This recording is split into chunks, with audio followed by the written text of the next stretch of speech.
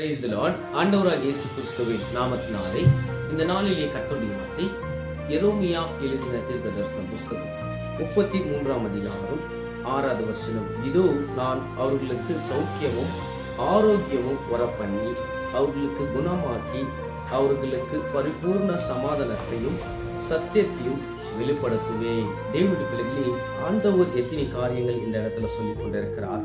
முதலாவது காரியம் சொல்லுகிறார், அவர்களுக்கு சௌக்கியமும் ஆரோக்கியமும் வரம் பண்ணி குணமாக்குவேன் என்று ஆண்டவர் நம்மளை பார்த்து சொல்லிக் கொண்டிருக்கிறார். தேவனுடைய பிள்ளைகளே, உங்களுடைய வாழ்க்கையிலே சௌக்கியம் இல்லாத இருக்கலாம், சமாதானம் இல்லாத இருக்கலாம், நிம்மதி இல்லாம இருக்கலாம். ஆனா ஆண்டவர் சொல்லிக் கொண்டிருக்கிறார், உங்களுடைய வாழ்க்கையிலே நான் சௌக்கியம் வரம் பண்ணுவேன்.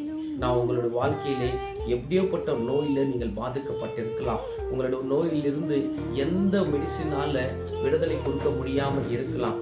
தேவனுடைய வார்த்தை சொல்லிக் கொண்டிருக்கிறது, அவர்களை நான் குணமாக்குவேன் என்று கர்த்தர் நம்மளோடு கூட பேசிக் கொண்டிருக்கிறார். தேவனுடைய பிள்ளைகளே, தேவனுடைய வார்த்தையை நம்ம விசுவாசிக்கிற பிள்ளைகளாக இருக்க வேண்டும், நம்புகிற பிள்ளைகளாக இருக்க வேண்டும்.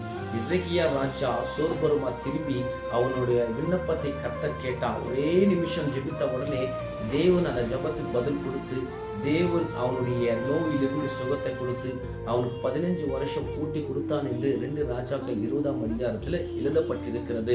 தேவனுடைய பிள்ளைகளே, சோக்கியத்துக்காக நீங்கள் ஜெபித்திருக்கலாம், நிம்மதிக்காக ஜெபித்திருக்கலாம், சமாதானத்துக்காக ஜெபித்திருக்கலாம், விடுதலைக்காக ஜெபித்திருக்கலாம், ஏதோ ஒரு வியாதிக்காக ஜெபித்திருக்கலாம். ஆனால் கர்த்தர் இந்த நேரத்தில் பேசிக் கொண்டிருக்கலாம், கண்டிப்பாக என் தேவன் இந்த வார்த்தையில் இருக்கிற ஆசீர்வாதங்கள் எல்லாவற்றையும் உங்களுக்கு கொடுத்து உங்களை நடத்தி உங்களை பலப்படுத்தி அவர் உங்களை சகாய பண்ண அவர் நித்தமும் நடத்த அவர் வல்லவராக இருக்கிறார். இந்த வார்த்தையில் இருக்கிற ஆசீர்வாதம் அப்படியே நீங்க நம்புற பிள்ளைகளாக இருப்பீர்கள் என்று நான் விசுவாசிக்கிறேன். கர்த்தர் தாமே இந்த வார்த்தை மூலியமா உங்களோட பேசினார் என்று நான் விசுவாசிக்கிறேன். கர்த்தர் தாமே உங்களை ஆசீர்வதிப்பாராக. ஆமென், ஆமென், ஆமென்.